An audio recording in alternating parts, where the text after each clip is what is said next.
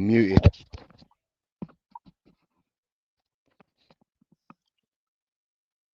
It's not working. It's not working.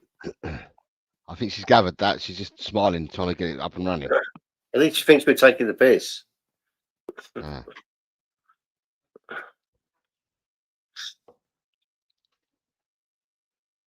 Come on, dear. It was working when we was in the back.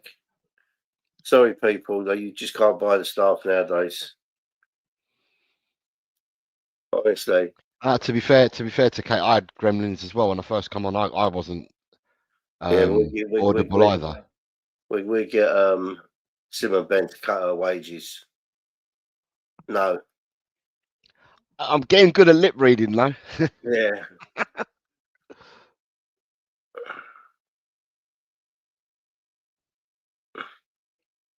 No. No. Right, you go and come back in. Yeah, good evening, everyone, and welcome to the pre-match pump up on We Are Tottenham TV. Tottenham versus Doncaster Rovers tonight. Jim, how are you? I'm good, thank you, Jose. And how are you?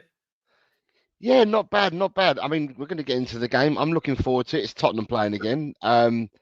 However, I've got a bit of, I get the EBGBs in these games, Jim. To be honest. Come on. Oh no, I do. I get the EBGBs in It's these a different Spurs team. Well, okay. We're going to get into it, but I do get the EBGBs. I hope everyone in the chat as well. Got quite a few of you here, so I'll say hello to a few of you. Raymond McCarthy, good evening. Tottenham for life, good evening. XR Art, hello, good evening. Mr. 333, hello to you and good evening. Hamdan, good evening. C. Mercer, good evening. Alfie Carter, good evening. DJ Nico, good evening. Martin Bruzel, good evening. Antonio, good evening. Alfie Carter again, good evening. Lucas Coulter, good evening. Paul Trucknott, good evening.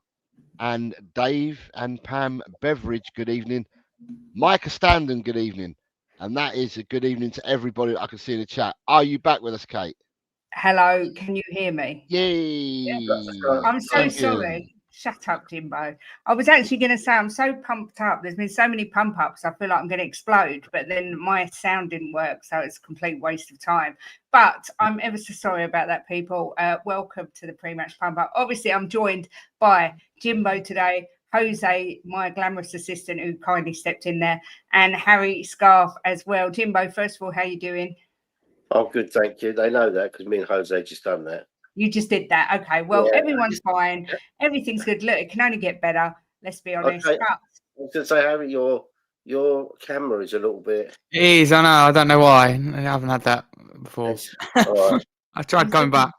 He's looking a little bit blurry, but that's fine. I was going to start the show by putting up my predicted 11. Obviously, Carabao Cup tonight, Doncaster, potential banana skin. Jose, I'm going to come to you first. Do you see him playing? I mean, I consider this to be quite a strong lineup, just a few changes here and there. There is rumours that Luca Williams Barnett is going to be in the squad. Do you see him starting with a strong team? I mean, is that the lineup you're expecting or similar? I think Junai Byfield and Williams Barnett will probably be on a subs bench tonight at the bare minimum because they didn't play in the 21s last night in the cup game that Tottenham got beat 6-2 against Plymouth, and they didn't, or Peterborough Plymouth, one of the P's anyway, and they didn't play last night. So I would have thought that they'd be on the bench bare minimum. Also, listening to Thomas Frank yesterday in his press conference, he was asked a question specifically about Junai Byfield rather than Lucas Barnett, and he said that these are the type of games that you would like to introduce players like Junior Byfield into. So yeah, it all depends how we get on in the game. I'll be honest, I was saying to Jim just before you came on, Kate, and I know this is a pump-up show, and I always want us to win, and I really do, but I always, when we play these cup games in the League Cup and the FA Cup, the early rounds, and we chop, change, mix and match the team, we always have, for me, it's always a letdown, so to speak. We struggle. It's as if we don't know each other. We're passing ships in the night, and we don't know each other. And I'm hoping that this is different. Jim said to me earlier, we're a different beast now. Is what Jim said to me earlier. But I remember this under Poch. I remember it under Jose. I remember it under Conte, and I remember it under Ange. It seemed to be every time that we put out a depleted side or a lesser side to what we're putting out the weekend. It's as if they don't know each other. I'm hoping that tonight they all gel. They've been training with each other long enough, and I'm hoping that they do gel and that we do get a performance. I mean, I take a 1-0 win, to be honest, as long as we put a performance in that we look like we know each other, we look like we're playing together, rather than have mismatched football and win 4 or 5-0. But as for your lineup, I fully expect Kingsley to be in goal. I'd expect Spence to get a run out because he didn't play at the weekend. Yeah, I'd expect Danso to play. If you've got Spence there, then you'd like to think a Doggy does start. Gray hasn't played many minutes. Sarr didn't play many minutes at the weekend. Simmons is getting to know the team. Johnson, minutes are needed. 10 minutes are needed. And so Odegaard. So that's it's a pretty good stab at a lineup for tonight, I would have thought. Yeah. Harry, welcome back. I mean, what do you think of my predicted lineup? Do you think I'm way off? Do you see some youngsters starting, or is this sort of the lineup you sort of expect? Yeah, it's a good question. It's a tough one. I think Frank will probably go fairly strong listening to his press conference and the way he's kind of gone about it this week, in terms of he's very aware of kind of maybe his past managerial experience at Brentford, where he actually did get knocked out a couple of times, in particular in the third round of the Carabao Cup. He got knocked out unexpectedly. And of course, this club, Tottenham, haven't we, in previous years gone out and we wouldn't have expected to, through poor performances or not quite getting the job done. So I think he'd be aware of that. So we'll probably see a stronger team than maybe we'd want or we'd expect. So, for example, I think you've got Romero and Van der Ven. I think one of them will definitely start. I think we see the likes of Simmons, these type of players in the lineup. I don't think we see, in my opinion, any of the young players from the start. I think they'll all be from the bench if we're in the right situation, which I don't mind. I think so many times we've completely changed the 11 in this type of game, got knocked out or nearly got knocked out. Prime example that always comes to my mind, I think it's mainly because I was there inside the stadium. It's Morecambe, Tottenham Hotspur Stadium. I believe it's under Antonio Conte. We changed the full 11 and we were 1-0 down in the 88th minute. And we made wholesale changes. I'm talking, I think, Mora come on, Son come on, Kane come on. All these changes, 4 at once, I remember. And we did actually end up winning 3-1 because a lot of added time. But the point is we left it extremely late on another day, slightly better opposition. We don't go through. So we'll probably go about it the right way, going strong. But there are players that I think, in my opinion, I just don't want to play. And one of them is Pedro Porro, who's played a lot of minutes this season. Mm-hmm. So we'll have to see what team it is. Yeah. I mean, Jimbo, I saw as soon as I put that expected 11 up, someone put championship level attack. But I think we've got to stick with Odegaard. I think he needs to get some consistency into the game. Johnson hasn't had many minutes. I think he's going to play Tell down the middle. I don't know what your thoughts are on who you think will be starting. No, my thoughts are Kingsley, Spence, Romero, Danso, Udogie, Gray, Sarr, Simmons, Johnson. Premier League players all along. Tell Odegaard to be proven yet. But no, that's if he puts that team out, we should batter them. It's as simple as that. You say that about everyone. Look, it's not okay. Look, you're talking about first division team against the Premiership division team. I know it's the cup, and don't underestimate them. But at the end of the day, class is class, and their leagues above Doncaster, these players. So it shouldn't even be in the conversation that we're going to lose, especially at home. At home, for me, not in a million years. I'm not worried at all. I'm just going to sit back with me large pot of tea and enjoy the game. I mean, Spurs last met Doncaster August 2009, where we won 5-1 at their stadium. Goals from Huddleston, O'Hara, Crouch, Bentley, and Super Pavlyuchenko got us the win. 2009, Harry, I'm going to guess that may have been the year you were born, or around that time? I was born at the end of 2008. I was meant to be born in 2009. You're right, but I come a month early, so that's why. But I would have seen this. Well, I wouldn't have seen this game either way. I would have been alive, should I say, for this game. But it's just an incredible record, isn't it? And if you go to any website and look for head-to-head stats, you have to really like Tottenham Doncaster. Having done my own preview, proper hard to find anything. So this is a very good stat in there, which is good. And I will echo what Jimbo says. I love his optimism and positivity, but he's got to be, right tonight. This is Doncaster we're talking about, and these players, gonna be honest with you, some of these players won't get into another like top 4, top 6 club, but they're absolutely better than what Doncaster have got. We shouldn't be in a situation where we're going, can we beat Doncaster? It should be, how quickly can we get this job done and get players off and rest and protect them? We know it. We're not sure which one it might be. We know what it should be, though. That's the thing. And the priority is getting through kind of tonight, winning the game. I mean by that. And secondly, you get in ideal situation, we win comfortably, we see a really good performance, we can rest players, we can rotate, we can see younger players. All of these are what I call bonuses that we should be able to achieve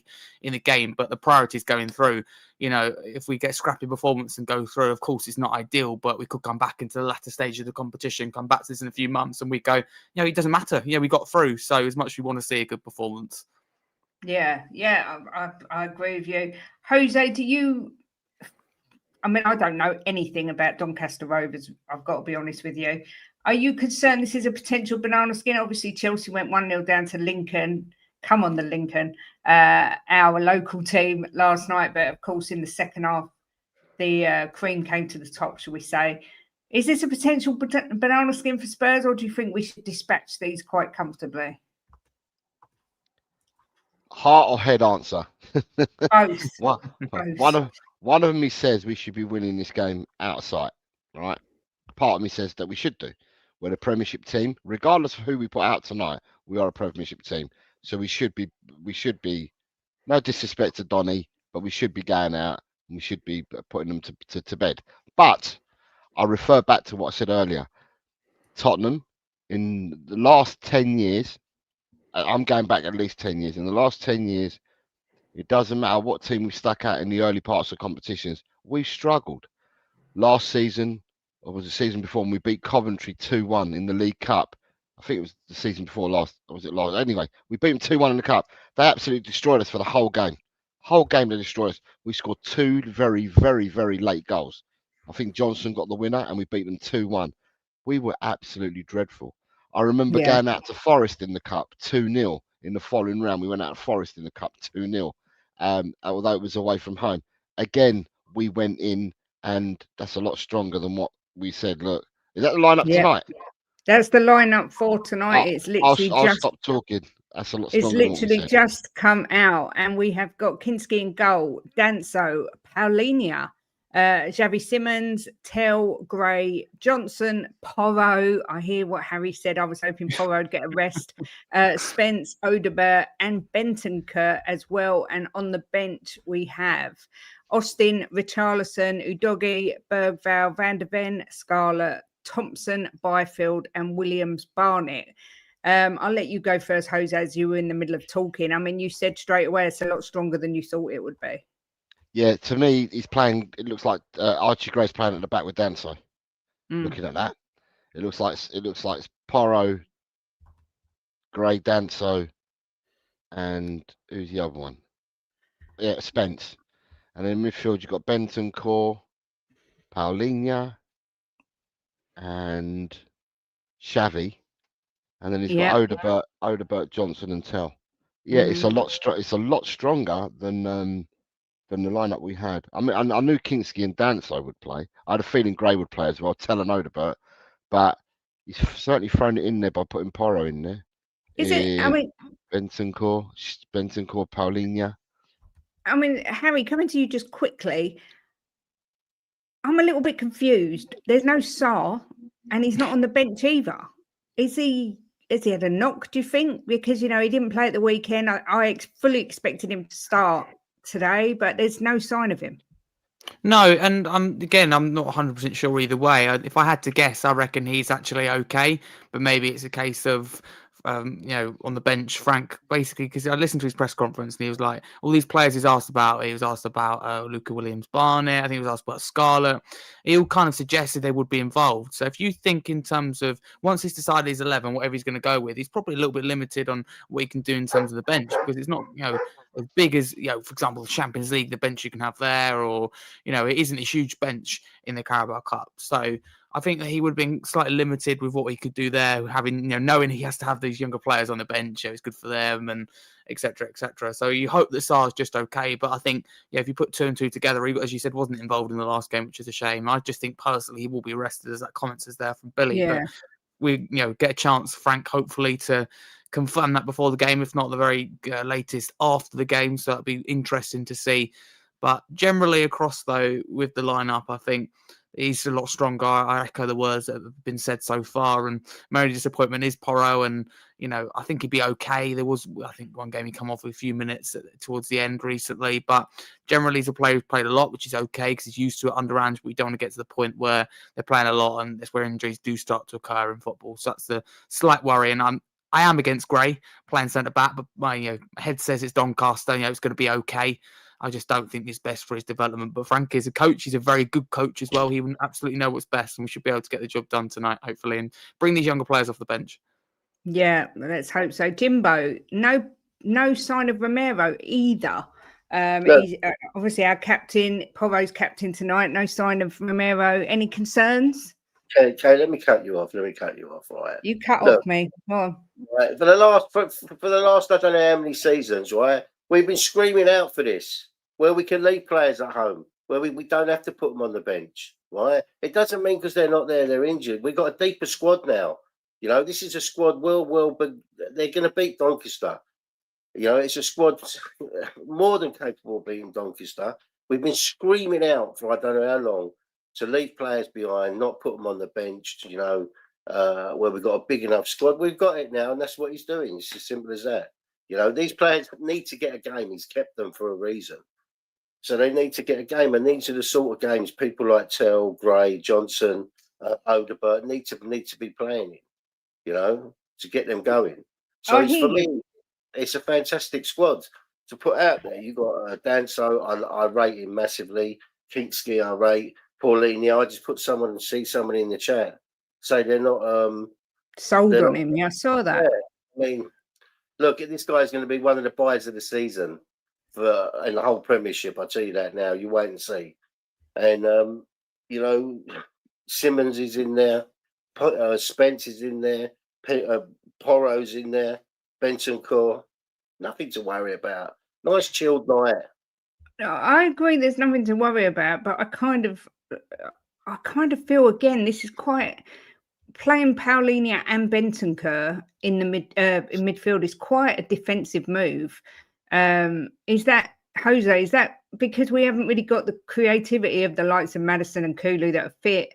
We've only really got Simons. Is that why do you think he's played those two? I don't know. I just kind of feel it's quite defensive. I don't know whether it's defensive. The midfield would be in a midfield that you would put out in a Premiership game. Yeah. When you look at Paulinho, Bentancur and Simmons are three that you'd put out in a Premiership game. Where he's toyed about is up front. The front three he's toyed about, and he's toyed about with the back. Obviously bringing... I say toyed about, yeah, with Harry Gray playing at centre-half.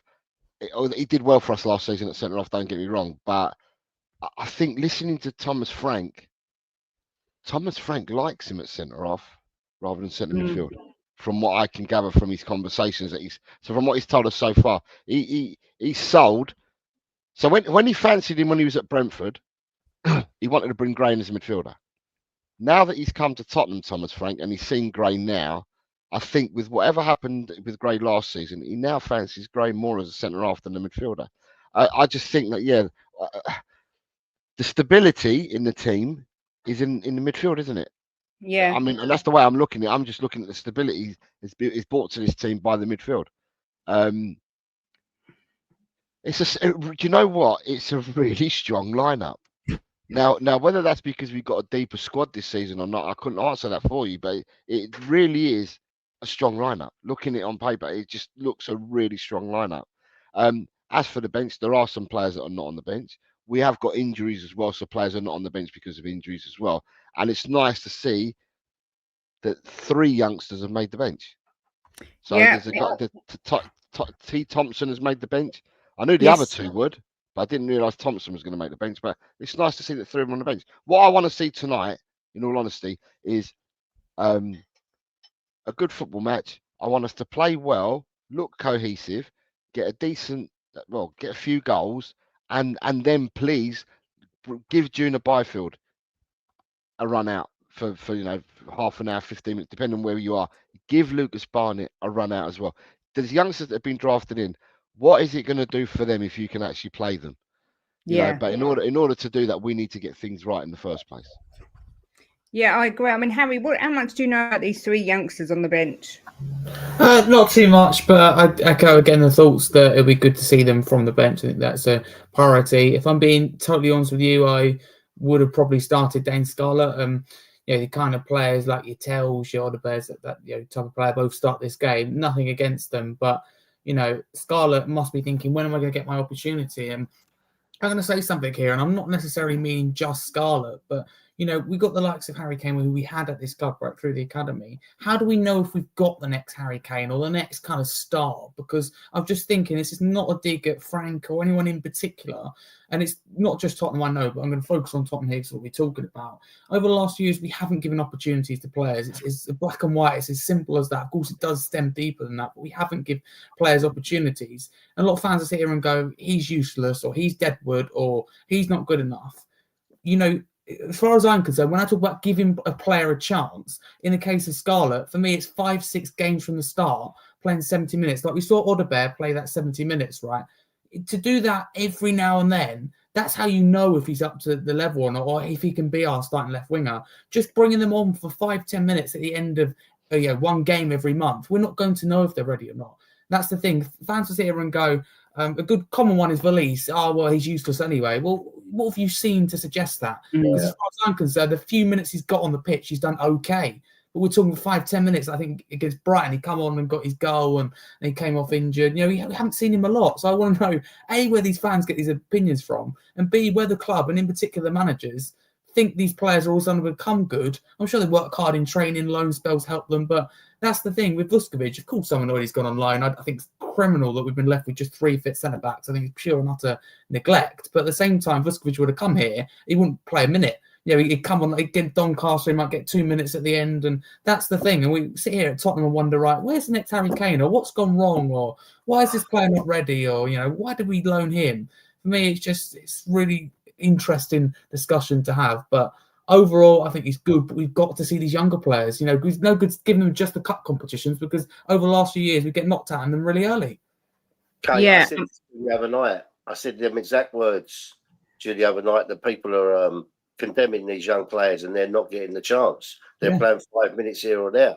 So how can you judge them? You can't. I agree, but on the likes of Dane Scarlett, he's had quite a few chances and he's never done anything that impresses me. And different managers, that's true. I just don't think he cuts the mustard, this guy. But I did actually expect him to start. I thought he would get a game today. I mean, Jimbo is stuck with you say that, but then Tell and Odebert need to get game time as well. So they're not getting game time. They're only getting 15 minutes, or one of them had 40 minutes or 45 minutes the other day.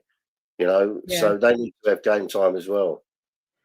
Yeah, I was going to say to you, obviously stuck with Xavi Simons. I'm so pleased. I hope he gets about an hour today to sort of get used to the team and get gelled on. Nick put in the chat, I think, Simons and Porro to run the show. I think this is a prime opportunity for Xavi Simons to get his first goal for Spurs. I don't know what you think. And Tell, this is his time to shine as well. Come out there and show us what he can do, because at the end of the day, he gets slated by everyone, but I don't think that he's had a fair crack of the whip. So he's starting this game. Let him go out there and show what he can do. We know what Simons can do.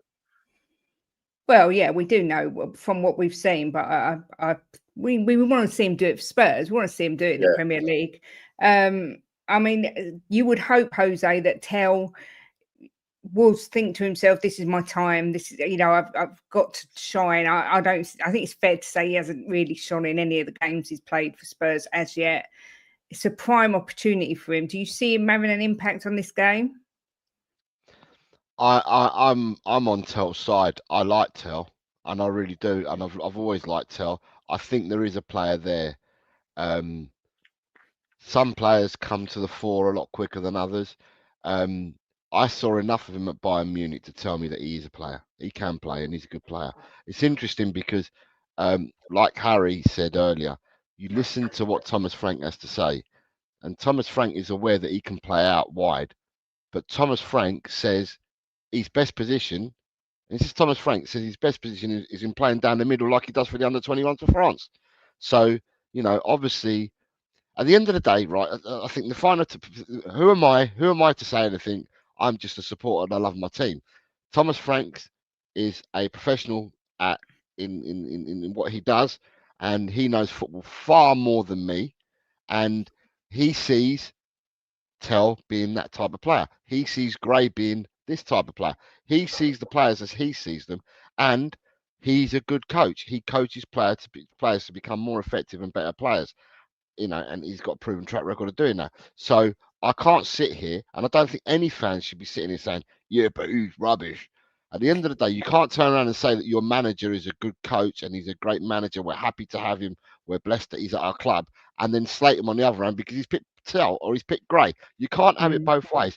Either he is a good manager and he is a good coach, or he's not, in your opinion. So for me, he's picked a side tonight.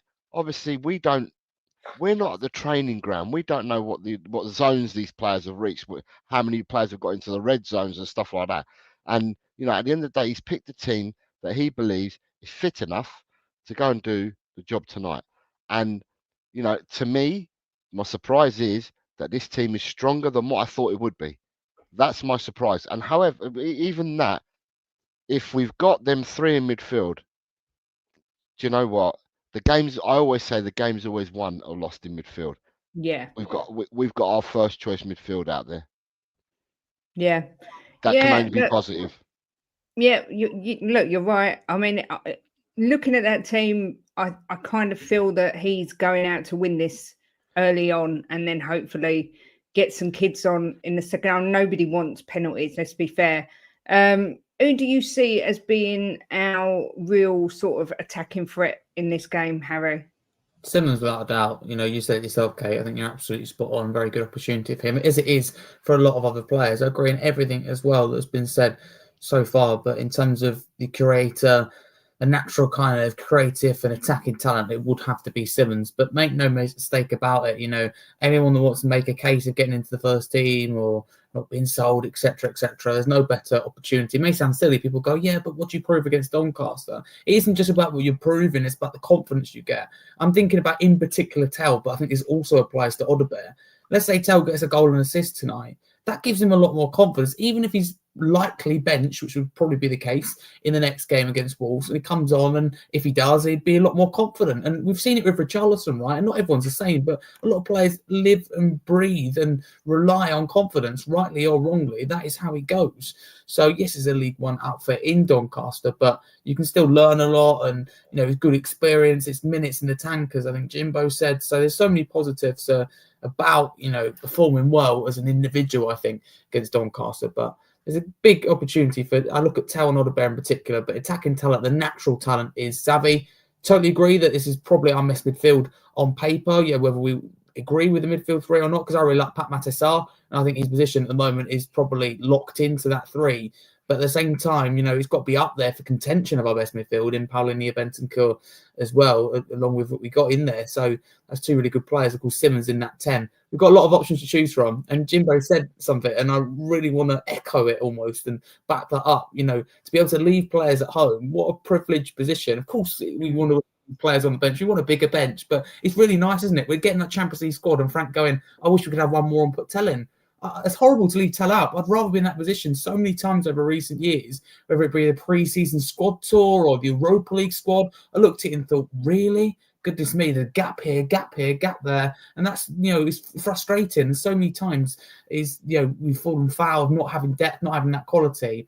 So it's really nice to be in that position. The top 6 club should be, and the top 4 club as well should be, in terms of going, we can leave these players at home and hopefully get the job done. And hopefully it's not cursed there, but we should be able to. Yeah, let's hope so. I will say we've got nearly 700 watching and 62 likes, which is outrageous. Please do smash the likes. Jimbo, I'm kind of with Harry. I said it at the beginning. I really wanted to see Sarr play tonight.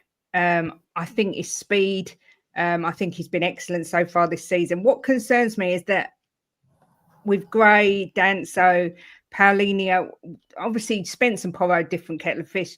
I'm a bit worried about if they get us on the break, the speed of their attack. I don't know if I'm, you know what I'm like. I always fear the worst. Am I overreacting? Have we got plenty of speed there? Yeah, you're overreacting. If you look at the mileage that these players have put in, I bet you Sarr is up there. Where the mileage that boy puts in is unbelievable. He's deserved the rest. Right? Yeah. He come back nice and fresh for the weekend against Wolves.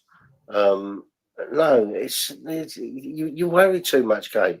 If you're the sort of person that if there's nothing to worry about, you'll go and look for something.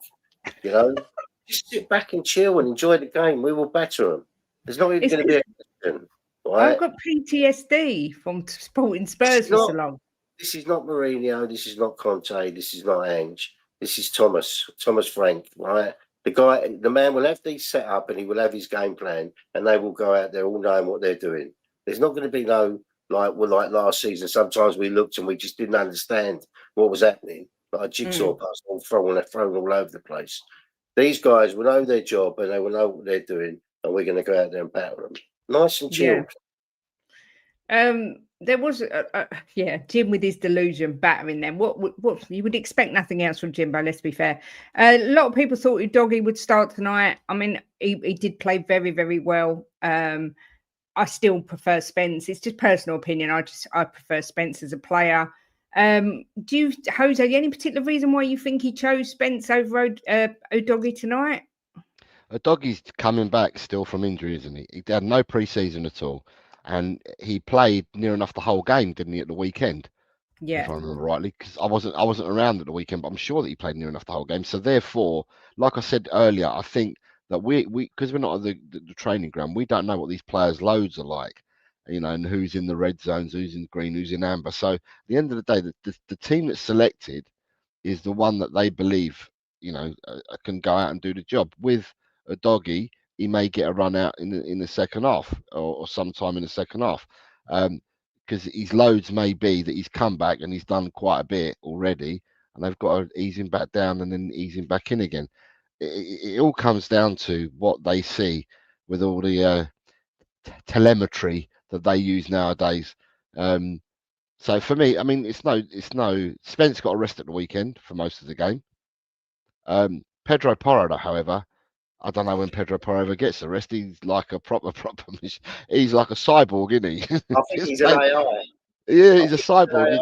He just plays every game. I think he was what's that film called with Arnold Schwarzenegger? Terminator. I think he was Terminator before Terminator was Terminator. Pedro Porro, because he just seems to play all the time. Never takes a. Yeah, he's just a machine. But no, as I said, it's the loads on the players. We've got to manage the loads. We're now into that part of the season that we'll be playing 3 games a week, and therefore you've got to manage players' loads. Yeah, you're right. I mean, let's be fair. Porro probably won't play a full game, I would hope, tonight. I would think a lot of these will get sort of 60 minutes, depending, of course, on what the score is. If we're comfortably winning, you would like to think that the likes of Byfield, Williams, Barnett will get a look in. Bergvall on the bench as well, Van der Ven on the bench. Let's talk about my favourite player, Richarlison, Harry. I mean, look, everybody who watches me knows I haven't got a lot of time for this guy because I just don't think he's good enough. But is it possible that he could find his level here and score a couple of goals against Doncaster if needed? I mean, I don't want to be cruel to the fella, but he's not my favourite player. Fair enough. If I've been honest, I think it's slightly harsh, and I share your concerns about it. But what I will say, though, is I think right now he's probably our starting striker, even with Solanke coming back, rightly or wrongly. I think he beats Colin Moani and Dominic Solanke at the moment. I think Moani's seen by Frank, and I've listened to his press conferences, and he's hinting about him using him as a wide player. I genuinely think he'll play as a left winger, and that's not something I agree with, or etc. But Frank will probably experiment with that at some point very, very soon. And I'm concerned that he's out with a dead leg for 2 games, and that's very concerning alone. But hey ho, when he comes back more, hopefully he can be a real good presence. And with Richarlison, do you know what? He's a player that I will say this I love because of the passion and fights for the badge. And I look at Richarlison and go, you could be something. And I think that in terms of, I actually think he's a good striker. But deep down, Kate, if I had to be honest with you, I always think, he's going to get injured, or he's going to go through kind of a cold period. And confidence players are great, but the downside is when it's bad, it's really bad. And Richarlison, if he hits bad form, there never is a sign of him getting out of it. That's the problem. So if we're serious, we can do better than Richarlison. If we're serious in the first place, I wouldn't have bought him, if I'm totally honest with you. But now I kind of love him. I know I'm putting him down after defending him. But the point is, I love Richarlison now he's here. But I understand your concerns. You can do a lot better. I think generally there's a lot of criticism of him. And I think a lot of it is unfair, but there's no doubt about it. He needs to do better. But also look at Solanke, and he's a player I've defended a lot. But, for the money we paid and for the player he was at Bournemouth, totally different, I know. Very disappointing, I have to say. And he's been struck by injury, so I don't want to slate him too much. Don't think the Postecoglou system helped him. Having touchline kind of wide wingers. I don't think it's Solanke at all. Solanke plays well in a narrow kind of formation, being the main man, constantly being fed the ball. And this sounds crazy, and this is the reality of where we were at last season. Solanke got far more service at Bournemouth than he did Tottenham. That should never be the case. And even with Bournemouth, when you're playing them, of course there's a few danger men, but stop Solanke.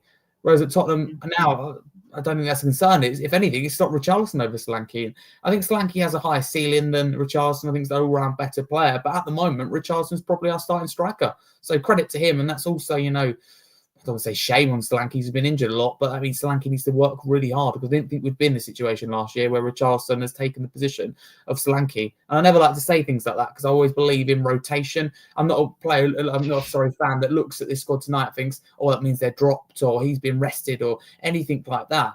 I believe you change your kind of lineup game by game, and there's no such thing. When you change things, for example, Frank did the weekend, you go, he's been dropped, or Sar's been dropped. That's not really true. You don't know that's true anyway.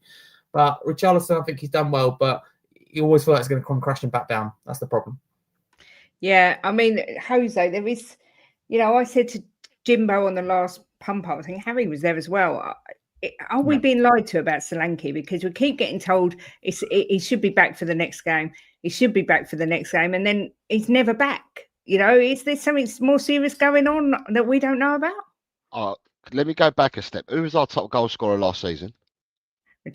Johnson. Johnson. Okay. Johnson again, ole, yeah. And he won us a trophy. He won us a trophy. Top goal scorer. Much maligned. Everyone says there's a lot of the fan base say he is. There's a 4-letter word begins with S, finishes with T. And there's a lot of people that say this about Johnson. Top goal scorer, won us a trophy last year. Who's our top goal scorer this season? Is it Richarlison? It most certainly is Richarlison. Richarlison's got 3 goals at the moment, and he's our top goal scorer. And now we've got people that are hammering Richarlison as well. And at the end of the day, we can't win. Whoever's our top goal scorer, we just can't win. So with Solanke, what I will say is that a few weeks ago, and I'm trying to cast my mind back to when it was, I think it might have been just before the international break, we got beaten by Bournemouth 1-0. Yeah, Bournemouth beat us 1-0 at our place. And Solanke, there was rumours then that Solanke had got injured and that his injury would keep him out for 2 months. Right, I remember being at the Bournemouth game and Richarlison started, and they said that Solanke is going to be out for a couple of months. This was quickly quelled, and it's been shut down. A lot of this has been shut down. Not that Thomas Frank has been asked a question. Is it true he's out for 2 months? He just, how is he? And yeah, he's back on the pitch. He's back on the grass. He's training alone. Blah blah blah. We don't really know. There's no one's come out with a definitive answer and said to us, yeah, Solanke's got this injury and he's going to be out for X amount of time. It's just, he's close to coming back. That's all we're getting. He's close to coming back. But there was rumours, as I said at the Bournemouth game, that he'd got this injury and he was going to be out for a couple of months. But Yeah. by being out for a couple of months, you can train, you can come back and train. I'm talking about being out a couple of months, i.e., not playing for a couple of months. Now, we played Bournemouth, 3 weeks ago, possibly? Yeah. Something along roughly. them lines. So that's already 3 weeks ago. We've got 2 more weeks and then we've got an international break, which will take us another 2 weeks. So if Solanke isn't playing against Wolves and he isn't playing in the midweek game in the Champions League and he's not playing against Leeds, then you've got a 2-week break. So it's just one of those that we're going to have to wait and see when he comes back. But we've not been given a definitive answer on No. Solanke. No. And do you know what? This is true. This was my next point, Jimbo. Where's Kolo Muani? We was told he had a dead leg. He's still not back. What is it with Spurs? These players never get injured, and then they come in and they get injured.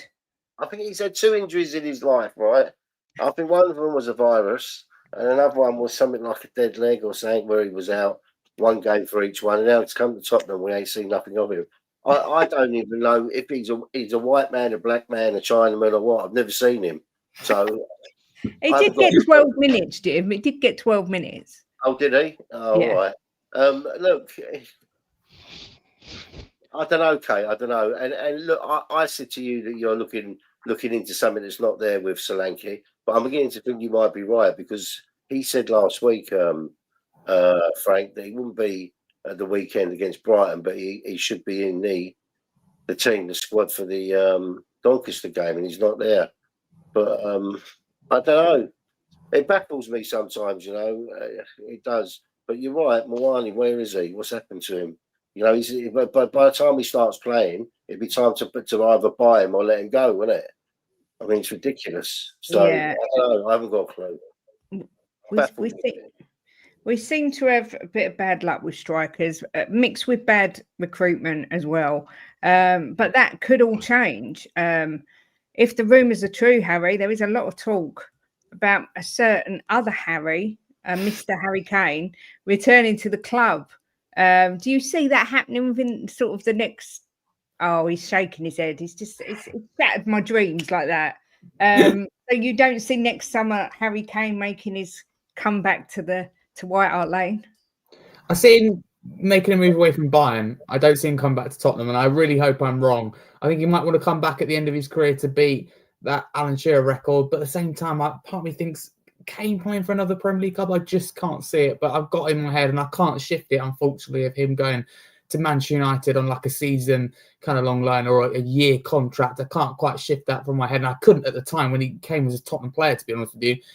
Something about it, it felt right when they had Højlund at the club. I'm like, it's not really going to probably work for him there. I look at United now, and though they are a little bit in a better position in centre-forward positions, so that might have been shut down. I hope I'm wrong. And if you said to me, yeah, we get Kane for a year and he's even half as good as what he is now, I absolutely take that. But the reason I don't think it's going to happen mainly, Kate, in all seriousness, is that we have 3 strikers at the club. I'm not going to moan about that, firstly, because when have we had 3 strikers at the club? It was a struggle to get 2. I remember, it was one. And finally, we got 2. And we always I knew when we bought Richarlison, I was like, okay, probably means that Kane's going to go. That's the position we've been in for so many years as Spurs fans. So to have 3 strikers, by the way, is great. Whether they're intended to play, well, you could say 4 with Matthias Tell. To have 4 players that could potentially play the striker role, let's just say, and you could step beyond that, couldn't you, really? It's quite a nice position to be in. So I wouldn't write off the Harry Kane links, but I'd be surprised, to be honest with you, with how rosy things are going at Bayern Munich. Deep down, if you have to ask me, Kate, I don't think winning the Bundesliga with Bayern, I think it's something to, be happy with, but I don't think it's something to shout about, if that makes sense. I'd much rather win the Europa League with Tottenham, let's just say. So I don't think he's regretting the decision. I remember, again, you don't look too much into it, do you? Of course. But I was listening to Harry Kane interviews, asked about questions of his life, this kind of thing, favourite goal, favourite moment, favourite this, favourite that. He didn't mention Tottenham once. He was Bayern in England. And I thought, hey, what's this about? You spent so long at Tottenham. So little things like that make me think, yeah, you're not coming back, are you, mate? So my heart says, come on, Kane, please come back. And I always want him back. That's not going to change. But my head thinks a little bit more rationally and goes, it's probably unlikely and the time is ticking. Jose, you had the same view. I mean, Harry Kane, if he was to come back and try and beat Shearer's record, he's going to need 2, maybe 3 seasons to do it. I think it's 47 goals behind him. Do you think there's any chance he comes back to Spurs? Whoever he goes to, he can beat that record inside a season and a half. Because he takes penalties, you know, and he scores. He can bag 30 goals in a season quite comfortably. Harry Kane is Harry Kane. Whether he comes back to Tottenham or not, I don't know. Whether it's I'd love to see him, but another year older, is he the right fit for what we want to do? Do you want to, I don't know, for sentimental reasons, do you want to bring him back for a couple of years, or do you want to progress your team? Because if we're going to start operating like we all keep wanting to Tottenham to operate like the bigger clubs, well, you need to refresh your squad every year, and refresh your squad means taking it forward. Kane's an excellent player, as I said, but whoever he goes to, if he comes to the Premiership, because he takes penalties as well, you know, at the end of the day, it depends what Kane wants. Does Kane want to win trophies? If so, he's doing all right at Bayern, right? Does Kane want the accolade of being the Premiership's top goal scorer? If that's what Kane wants, then Kane will have to come back in some shape, way, or form to a club, to the Premiership to do that. Or does Kane think to himself, there's a really tall blonde fella, right, that plays for Man City, and he can probably break the record far quicker than. I did think that. Because you've got that as well. You've got the tall blonde fella at Man City. He scores goals for fun. Now he can score if he gets fed, and you feed the beast. I keep saying, if you feed the beast, he can score 40 Premier League goals a year. He's just a phenom, isn't he? So yeah, there's a lot for Kane. There's a lot for Kane to think about. I think at the moment, I think it's just a lot of journos out there slinging mud, and trying to make stories out of it. I don't know how much of it to believe, to be honest.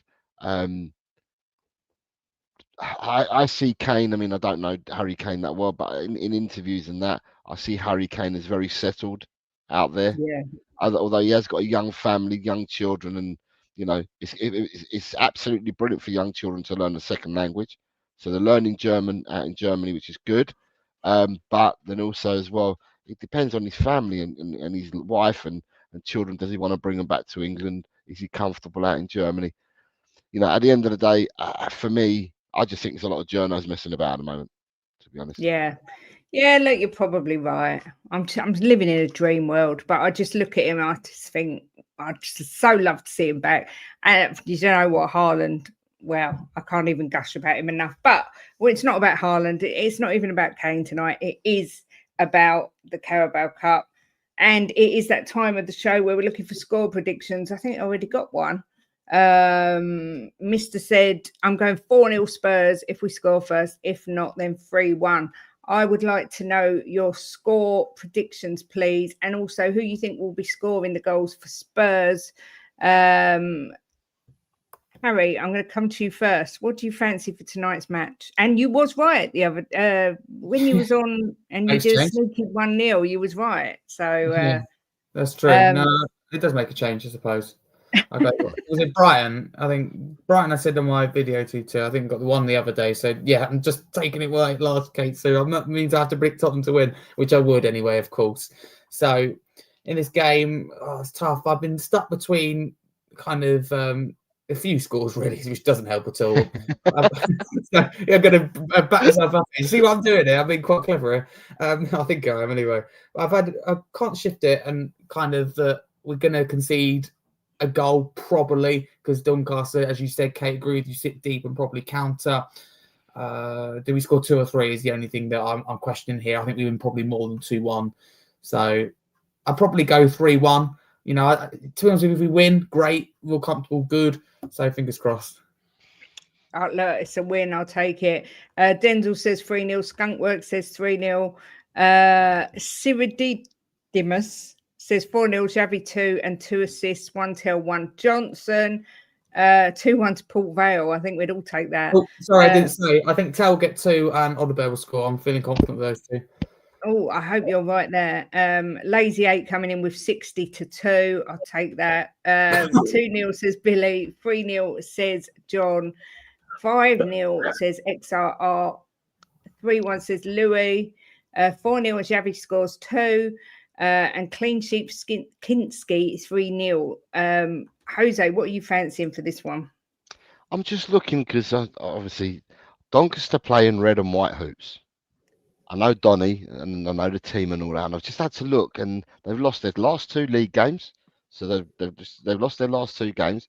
They've scored 10 and conceded 10 in League One. Look, we got Junior Byfield on the bench. We got Lucas Williams-Barnett on the bench. We got Thompson on the bench. We got Scarlett on the bench.